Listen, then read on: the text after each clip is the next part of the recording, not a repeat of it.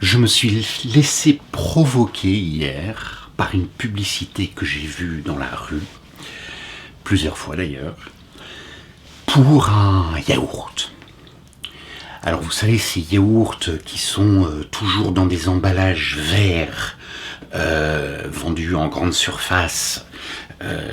Vert, pourquoi? Parce que, bien sûr, c'est très naturel. Et selon cette publicité, en mangeant ce yaourt qui n'en est pas réellement, parce que c'est un truc où il n'y a même pas de levure naturelle, c'est tout sélectionné par des nutritionnistes industriels, et que ça n'a aucune vitalité. Selon cette publicité, je m'y perds, selon cette publicité, en mangeant ce yaourt, on allait avoir le ventre plat.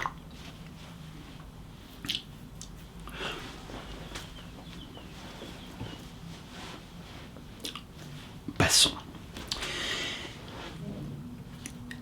Plus sérieusement, ça n'empêche que cette publicité, elle dit quelque chose.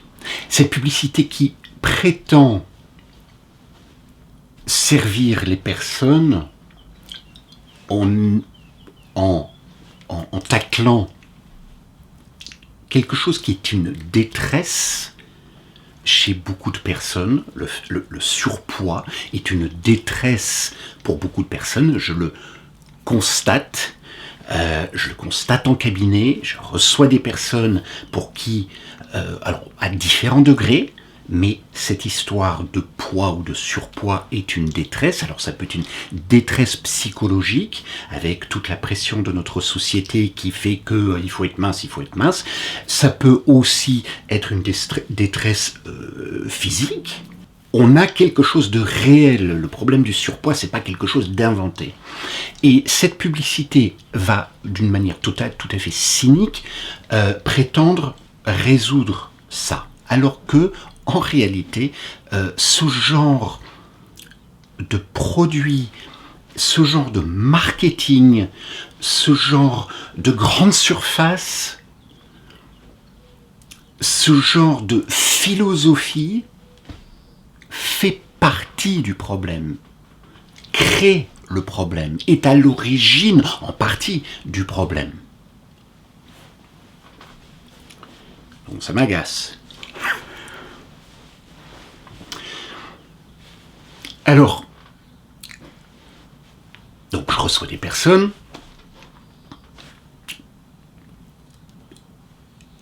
Comment perdre du poids? Et j'ai envie de dire, comment perdre du poids dans la douceur? Car c'est un petit peu le problème avec beaucoup de méthodes pour perdre du poids, c'est que c'est pas en douceur. Ce n'est pas dans l'amour de soi. Et si vous cherchez à perdre du poids sans être dans l'amour de vous-même, ça ne marchera pas. Peut-être que vous perdrez 10 kilos. Mais ça reviendra.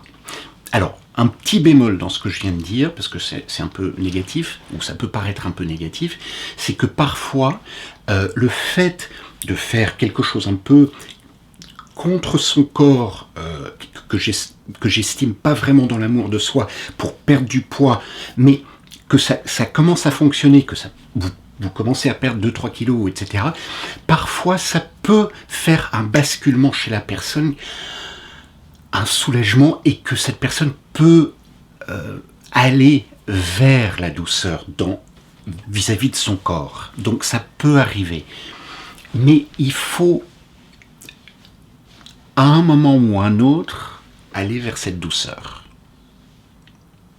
Alors qu'est-ce que j'entends par ça? Donc, par exemple, lorsque on veut perdre du poids, l'une des choses qui est recommandée, c'est faire du sport. Alors, oui et non. Si faire un jogging, par exemple, si faire un jogging est une torture pour vous, du début jusqu'à la fin, vous détestez ça. Ou même, si c'est un peu, moi, vous avez quand même, bon, ça va, mais enfin, et que, au fait, tout ce que ça fait, c'est ça vous rajoute encore quelque chose dans votre journée déjà chargée, que vous devez caser quelque part, entre les enfants, les courses, la lessive, le travail, et puis d'aller voir votre mère, et tout. Alors il faut que j'ai pas fait mon jogging.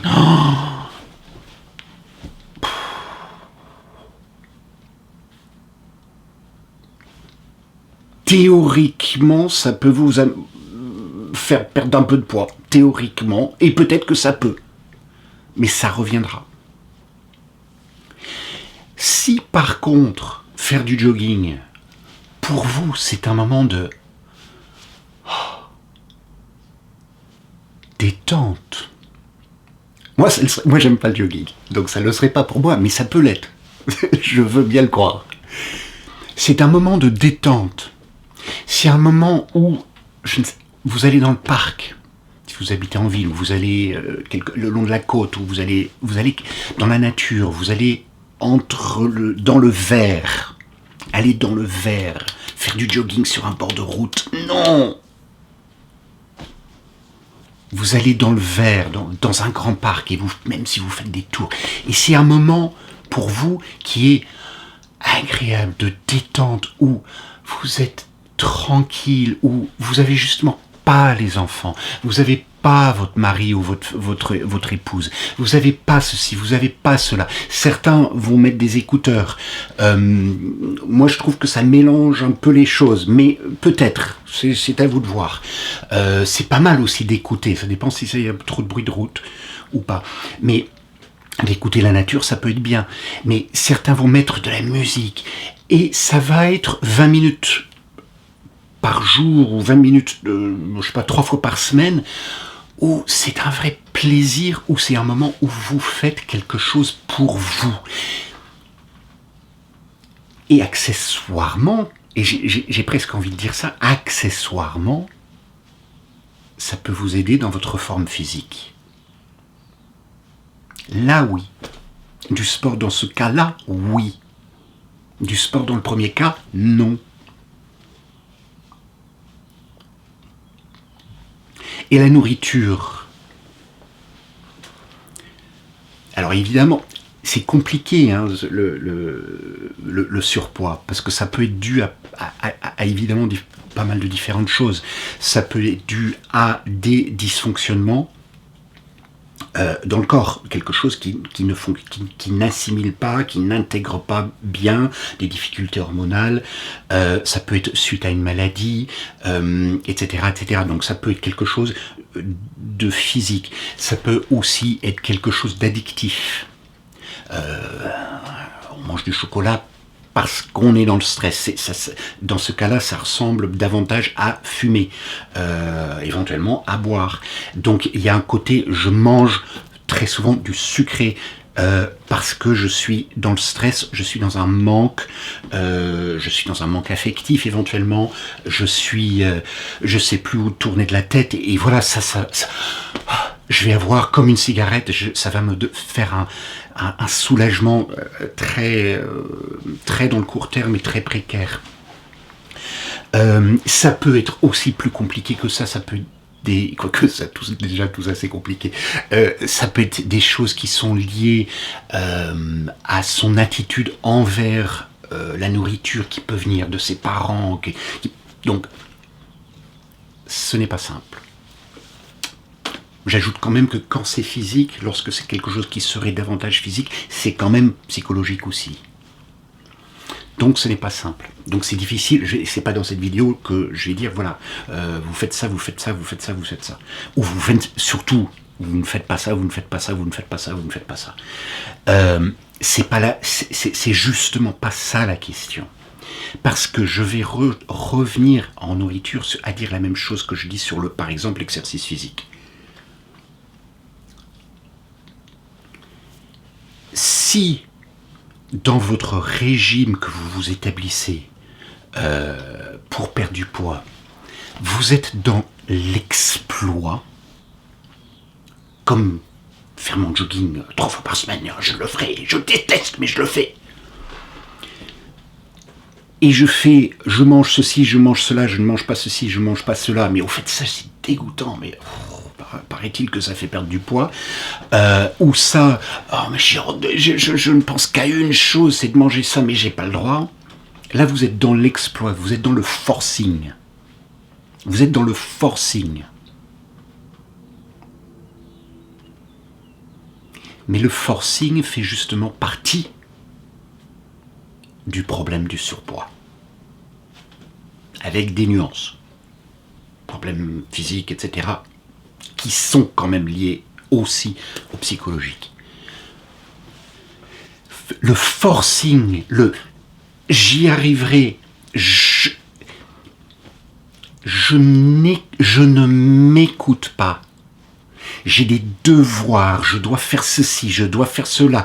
J'ai cette contrainte au travail, pour l'argent, pour ceci, pour cela, pour les enfants, pour les devoirs, pour la vaisselle, pour la cuisine, pour ceci.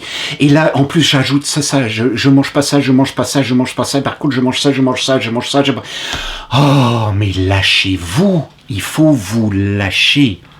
Vous perdrez du poids de manière, je veux dire, à long terme, et pas dans des comme ça, lorsque vous n'aurez pas envie de manger les choses qui sont mauvaises pour vous, ou d'en manger trop. Tant que vous êtes « je ne mangerai pas ça parce que c'est pas bon pour moi », vous êtes dans le forcing, vous êtes dans la violence contre vous-même. Donc, il y a un élément où on doit de nouveau passer dans un autre registre, et c'est pas facile, et parfois on peut le faire par touche, et parfois on a besoin d'aide, d'un professionnel, mais de passer à quelque chose. Ben, au fait, je suis plus à avoir besoin de manger des crèmes Mont-Blanc 2 ou 3 pots par jour. J'ai plus envie. Alors, comment y arriver, c'est pas facile, et puis je pense, a priori, c'est tellement un grand sujet, je reviendrai, je ferai d'autres vidéos pour approfondir ça, mais c'est pas facile. Mais je vais donner quand même 1 ou 2 conseils. À ralentir. Prendre le temps. Une des grosses maladies de notre époque, c'est qu'on ne prend pas le temps.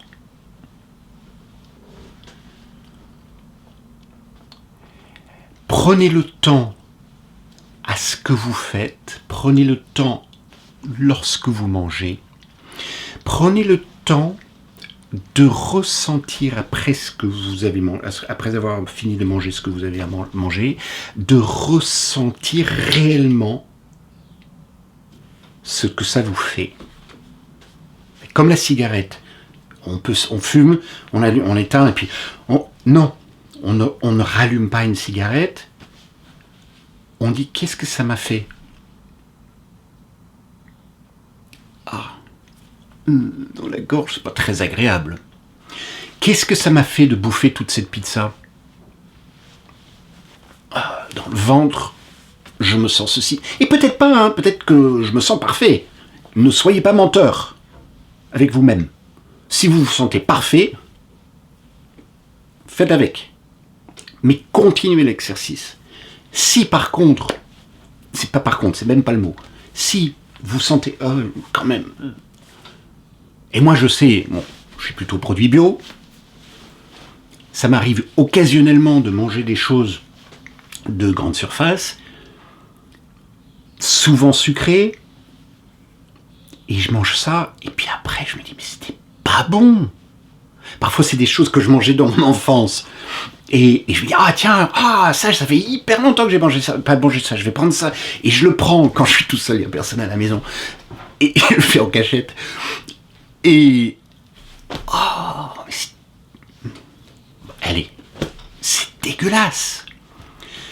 Mais parfois, vous n'allez pas trouver ça. Vous allez trouver ça bon, d'accord. Mais qu'est-ce que ça vous fait? Qu'est-ce que ça vous fait dans le fond? Où est-ce que vous vous sentez lourd? Est-ce que vous vous sentez pâteux? La bouche pâteuse? Juste prenez le temps. Et je pense, déjà avec ça, petit à petit, vous allez au moins augmenter une certaine... Ouais, quand même, quand je mange trop de pain, ça on rentre dans le domaine du gluten, j'ai une digestion lourde. Vous voyez aussi comment vous dormez après. Juste prenez le temps, soyez conscient. Ça, c'est une chose que je dirais. Une autre chose qui a l'air d'avoir aucun rapport. Prenez le temps. Donc, ça a un rapport. Si, ça a un rapport dans ce sens-là. Prenez le temps d'aller parler avec un arbre, d'aller être dans un parc, d'aller le long du canal. Prenez le temps de regarder un oiseau par votre fenêtre. Tiens, il y a un pigeon, il y a un moineau. Regardez-le. Mais vraiment regardez-le. Regardez ce qu'il fait. Et c'est éblouissant. C'est émerveillant. Prenez le temps de vous émerveiller.